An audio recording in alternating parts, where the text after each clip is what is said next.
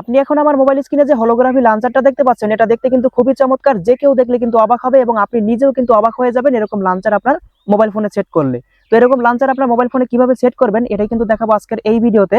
তাই ভিডিওটি ভালো লাগলে ছোট্ট একটা অনুরোধ করবো, চ্যানেলটিকে সাবস্ক্রাইব করবেন এবং পেজ থেকে দেখলে অবশ্যই ফলো করে আমাদের সাথে থাকবেন পরবর্তীতে এরকম দুর্দান্ত ভিডিও প্রতিনিয়ত দেখার জন্য। তো এবারে প্রথমে গুগল প্লে স্টোরে চলে আসবেন। এবার এখানে ডিএনএ লাঞ্চার লিখে সার্চ করবেন। তাহলে প্রথমে যে অ্যাপটা চলে আসবে 5 মিলিয়ন প্লাস ডাউনলোড, এই অ্যাপটাকে আপনি ইনস্টল করে নেবেন। ইনস্টল করা হয়ে গেলে আপনি অ্যাপটাকে ওপেন করবেন।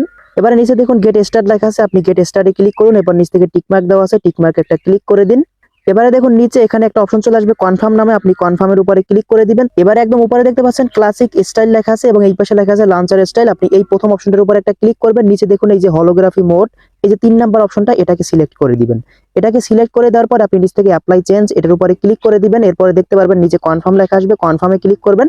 তাহলে দেখতে পারবেন এখান থেকে এই যে ব্যাকআপ এবং রিস্টোর লেখা আসবে। এরপর দেখুন এই যে কন্টিনিউ উইথ ফ্রি, এটার উপর আপনি একটা ক্লিক করে দিবেন। এবারে দেখতে পাবেন আপনার ফোনের যে অ্যাপগুলো সব কিন্তু এরকম হয়ে যাবে।